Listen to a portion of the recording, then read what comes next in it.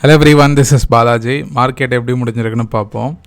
அதாவது நேற்று நான் நிறைய பேங்கிங் ஸ்டாக்ஸ்லாம் ரிசல்ட்ஸ் கொடுத்துருக்காங்க. ஸோ எக்ஸ்பெக்டட் கேப் அப் அப்படின்ற மாதிரி இருந்தது வியூ. ஆனால் இன்றைக்கி நடந்தது கேப் டவுன் தான். இத்தனைக்கும் நல்ல ரிசல்ட் தான் கொடுத்துருக்காங்க. பேங்கிங் ஸ்டாக்ஸு முக்கால்வாசி ஓரளவுக்கு இயர் ஆன் இயர் ஒரு 10-15% அப்ரிசியேஷனில் தான் கொடுத்துருக்காங்க. பட் இப்போ இன்றைக்கி என்ன நடந்ததுன்னா, ஒரு ஹியூஜ் கேப் டவுன் சொல்ல முடியாது, ஓரளவுக்கு ஒரு மீனிங்ஃபுல்லான ஒரு கேப் டவுன். ஆனால் கேப் டவுன் ஆன உடனே திருப்பி மார்க்கெட் ரெக்கவரி ஆக ஆரம்பிச்சிருச்சு. இன்றைக்கி ஒரு பிளான்டு ப்ராஃபிட் புக்கிங் மாதிரி பண்ணியிருக்காங்க.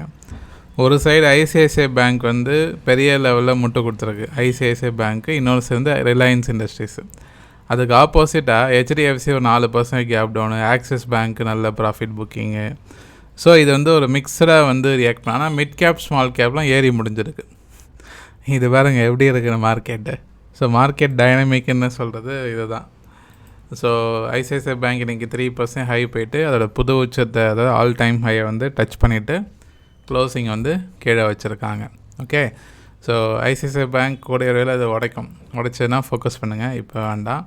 இப்போ ஹெச்டிஎஃப்சி கதைக்கு வரும். அன்வான்டாக இந்த ஸ்டாக்கு ஏற்கனவே கேப் டவுனுக்கு பேர் போன ஸ்டாக்கு. எப்போ அந்த சேர்மேன் ரிசைன் பண்ணாங்களோ அப்போத்துலேருந்து இந்த ஸ்டாக் ஒரு வால்டாலிட்டி ஸ்டாக்காக மாறிடுச்சு. ஓகேவா. அன்வான்டாக கேப் டவுன் ஆகுது, கேப் அப் ஆகிறது, இந்த மார்க்கெட் ரெக்கவரி ஆனாலும் பெரிய லெவலில் ஏறாமல் இருக்கிறது, இந்த ரிசல்ட்டை பேஸ் பண்ணி திருப்பி கேப் டவுன் ஆகி விழுந்திருக்கு. ஆக்சுவலாக ரிலையன்ஸ் தான் பார்த்திங்கன்னா உங்களுக்கு இயர் ஆன் இயரில் உங்களுக்கு நெட் ப்ராஃபிட் ஸ்லிப்பாக இருக்குன்ற மாதிரி ரிப்போர்ட் பண்ணியிருந்தாங்க. ஆனால் ஹெச்டிஎஃப்சி பாசிட்டிவாக தான் கொடுத்துருக்காங்க. ஆனால் அவன் ஏன்டா விழறான் அப்படின்ற மாதிரி. ஸோ இது நம்ம market is all about manipulation தான். 800க்கு கீழே திருப்பி நல்லா போய்ட்டு இருந்த மார்க்கெட்டுக்கு ஒரு கருப்பு புள்ளி மாதிரி இந்த ஹெச்டிஎஃப்சியோட பிஹேவியர் இருக்குது. ஸோ எந்த சப்போர்ட்டை, முக்கியமான சப்போர்ட்டை கொஞ்சம் கொஞ்சமாக குருவி சேர்க்குற மாதிரி ஏற்றிட்டு இருந்தாங்க. இந்த இடத்துல எல்லாத்தையும் வச்சு இந்த சப்போர்ட்டை க்ளோசிங் அது கீழே வந்துடுச்சு. ஸோ ஹெச்டிஎஃப்சி திருப்பி அந்த பழைய ரேஞ்சுக்குள்ளே வந்திருக்கு. திருப்பி 800க்கு. பட் இந்த ஈவெண்ட் டே மார்க்கெட்டில் வர கேண்டில் நம்ம பெருசாக ஒப்பீனியன் எடுத்துக்கூடாது ஆக்சுவலாக. ஏன்னா ஈவெண்ட் டேன்றது ஒரு நாள் கூத்து. அது அடுத்தடுத்த நாள் ட்ரெண்டில் ரியாக்ட் பண்ணுதான்றது நம்ம பார்க்கணும். ஸோ நீங்கள் விழுந்திருக்கு, நாளைக்கே அந்த கேப்பை ஃபில் பண்ணி கூட ஏறி 800க்கு மேலே க்ளோசிங் வரலாம். ஓகேவா. பட் இன்றைக்கி செல்லிங், இதனால் இருக்கிற ட்ரெண்டு பாதிச்சிருக்கு. இது கண்டினியூ ஆக போதான்றதை நம்ம பார்க்கணும். ஓகேவா. ஹெச்டிஎஃப்சியை பொறுத்த வரைக்கும் சொல்கிறேன். இதே நீங்கள் ரிலையன்ஸ் எடுத்து பாருங்கள். அது பிரேக் அவுட் ஆக ட்ரை பண்ணிச்சு அந்த ப்ரீவியஸ் ஐயை.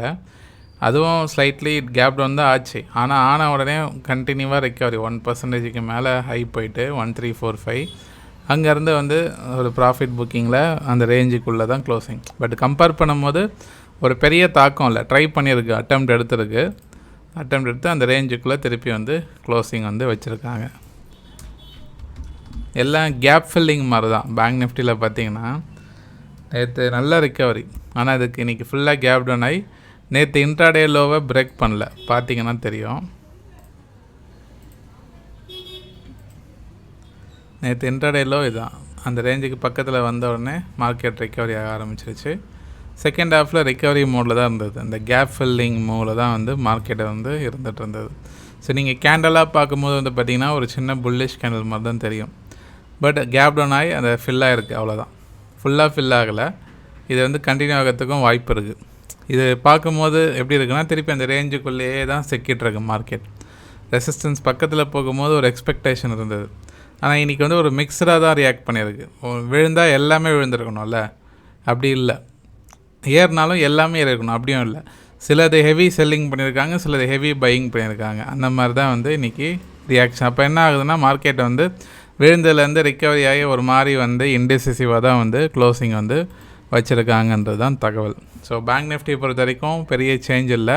அந்த ரேஞ்சுக்குள்ளேயே தான். நேற்றோட இன்ட்ராடே லோ கூட உடைக்கல, ஜஸ்ட்டு கேப் டவுன் ஆகி ஃபில் ஆகி முடிஞ்சிருக்கு, அவ்வளோதான் ஸ்டேட்டஸ். அந்த சைட் வேஸ்க்குள்ளே மாட்டிக்கிடுச்சு திருப்பி. இன்றைக்கி இந்த பிஎன்பி ஒரு பெரிய ரிசல்ட்ஸ் நான் நேற்றே கூட சொல்லியிருந்தேன், ஃபோக்கஸ் பண்ணுங்கள் அப்படின்னு. இந்த ஸ்டாக்கு மட்டும் பெரிய லெவலில் கேப் அப் ஆகி அதுக்கு மேலேயே கிட்டத்தட்ட 5% மேலே 5.79% மேலே க்ளோசிங் வந்து வச்சுருக்காங்க. ஸோ இது வந்து பார்த்திங்கன்னா இந்த ப்ரீவியஸ் ஹை இந்த ஒரு இன்வெர்டட் அண்ட் ஷோல்டர் மாதிரி இருக்குது. மேபி ஃபர்தராக அது பிரேக் அவுட் ஆச்சுன்னா ஃபோக்கஸ் பண்ணலாம். பட் இது கொஞ்சம் வாலட்டிலிட்டி ஸ்டாக்கு, கொஞ்சம் பார்த்து பண்ணுங்கள். நிஃப்டி கதைக்கு வரேன். நம்ம தலைவரும் அதே மாதிரி தான், விழுந்ததுலேருந்து ரிக்கவரி மோடு தான். 24,238 கேப் டவுன் ஆயிடுச்சு. அதுக்கப்புறம் வந்து ஒரு 100-130 பாயிண்டில் தான் விழுந்தது. அதே வந்து ஒரு மாதிரி ஜிக்ஸாக்காக இருந்தது. பார்க்கும்போது செகண்ட் ஹாஃபில் கொஞ்சம் ரிக்கவரியாக தான் முடிஞ்சிருக்கு. ஓகேவா? பட் வந்து டே கெயின்னு பார்க்கும்போது இறங்கி தான் முடிஞ்சிருக்கு, மைனஸ் தான். பட் கேண்டலாக பார்க்கும்போது ஒரு கேப் ஃபில்லிங் அந்த மாதிரி மோடில் தான் இருக்குது. இப்போ எனக்கு தெரிஞ்ச வந்து இந்த ஈவென்ட் டே மூவ் மாதிரி தான் தெரியுது, இன்சைடர் கேண்டல் மாதிரி தெரியுது. நேற்றோட இன்ட்ராடே ஹையும் உடைக்கல, இன்ட்ராடே லோவும் உடைக்கல. ஸோ இது வந்து ஒரு இன்சைடர் கேண்டல் தான். அதனால் இதை வந்து எப்படி நம்ம கன்சிடர் பண்ணலான்னா, இங்கேருந்து ஒரு ஸ்மால் ட்ரெண்ட் லைன் வந்து கன்சிடர் பண்ணலாம். ஸோ அகெயின் இப்போ பவுன்ஸ் ஆச்சுன்னா அந்த ப்ரீவியஸ் ஹை 350 to 370 வந்து ரெசிஸ்டன்ஸாக நாளைக்கு ஆக்ட் ஆகும். ஸோ இன்ட்ராடேயில் செல்லிங் ப்ரெஷர் தெரியல, அதான் உண்மை, அதை ஒத்துக்கணும். அந்த ப்ரீ மார்க்கெட்டில் நடந்த செல்லிங்கோட சரி, அதுக்கப்புறம் பெரிய மூவ் இல்லை, ரிக்கவரி மூவில் தான் வந்து இன்றைக்கி இன்ட்ராடே இருந்திருக்கு.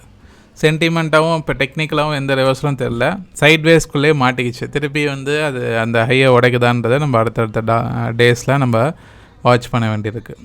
இன்றைக்கி நிஃப்டி மிட் கேப் ஸ்மால் கேப்லாம் ஓரளவுக்கு வந்து ஒரு பாசிட்டிவ் மோடில் தான் வந்து முடிஞ்சிருக்கு. ரிக்கவரியும் நல்லா தான் ஆகிருக்கு. ஃபோக்கஸ் பண்ணுங்கள். இந்த ப்ரீவியஸே உடைச்சோன்னா மிட் கேப் ஸ்மால் கேப்ஸ்லாம் கொஞ்சம். ஆனால் வந்து நிஃப்டி 500 ஒரு ஒயிட் ஸ்ப்ரெட் ப்ராஃபிட் புக்கிங் நடந்துகிட்ருக்கு, ஈவன் தோ இண்டெக்ஸ் வந்து ரேலி ஆனாலும். ஸோ அது முடிஞ்சிடும். கொஞ்சம் சீக்கிரமாக வந்து ரிக்கவரி ஆச்சுன்னா ஃபோக்கஸ் பண்ணலாம்.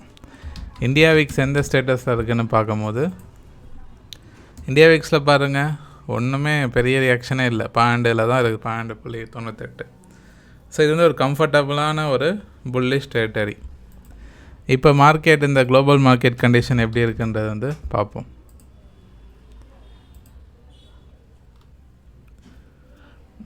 டவ் வந்து ஃப்ளாட் நெகட்டிவில் இருக்குது. நம்ம இந்தியன் மார்க்கெட் கிஃப்ட் நிஃப்டி வந்து ஒரு 120 பாயிண்ட் வந்து நெகட்டிவில் வந்து ட்ரேட் ஆகிட்டுருக்கு, அதாவது 1943. ஓகே, ஸோ பார்ப்போம் எப்படி இருக்க போகுதுன்றது வந்து. மார்னிங் கூட அப்படி தான் இருந்தது, ஒரு 150 பாயிண்ட் மைனஸில் இருந்தது. அதுக்குள்ளே தான் கேப் டவுன் ஆகி ரிக்கவரி ஆச்சு. நாளைக்கும் அது ரியாக்ட் பண்ணுமா அப்படின்றத வந்து பார்க்கணும். நாளைக்கு கேப் டவுன் ஆச்சு அப்படின்னா முக்கியமான சப்போர்ட் வந்து நேற்றோட இன்ட்ராடே லோ தான், அதாவது இந்த 24,100 வந்து முக்கியமான சப்போர்ட்டாக நாளைக்கு ஆக்ட் ஆகும். அதுக்கு கீழே வந்ததுன்னா ப்ராஃபிட் புக்கிங் வந்து எதிர்பார்க்கலாம். நான் இன்றைக்கி கூட அப்ஸ்டாக்கில் கிளைண்ட் குரூப்பில் வந்து எனக்கு ரெக்கமெண்டேஷன் வந்திருந்தது, ஆப்ஷன்ஸ் வந்து பையிங். நான் அதை ரிசர்ச் பண்ணி போட்டிருந்தேன். கரெக்டாக கேப் ஃபில்லிங் ஆகும்போது நல்ல கால் ஆப்ஷன் வந்து நல்ல ரேலி ஆச்சு. ஸோ அது யூஸ் பண்ணியிருப்பாங்கன்னு நினைக்கிறேன். ரைட், ஸோ பார்ப்போம். ஸ்விங் ஸ்டாக்ஸும் குரூப்பில் போடுவோம், அது வந்து ரெக்கமெண்டேஷன்ஸ் வரதை பொறுத்தா. ஸோ ஃபர்தராக வந்து பார்ப்போம். வேறு ஏதாவது கொரிஸ் இருந்தால் வாட்ஸ்அப்பில் காண்டாக்ட் பண்ணுங்கள். நிறைய பேர் பார்க்குறீங்க, லைக் பண்ணுங்கள். நிறைய பேருக்கு இந்த வீடியோ ஷேர் பண்ணுங்கள். டிஎன்ஏ டெலகிராம் குரூப் இருக்குது, டிஸ்கிரிப்ஷன் லிங்க் இருக்குது, செக் பண்ணி ஜாயின் பண்ணிக்கிங்க. மிக்க நன்றி நண்பர்களே.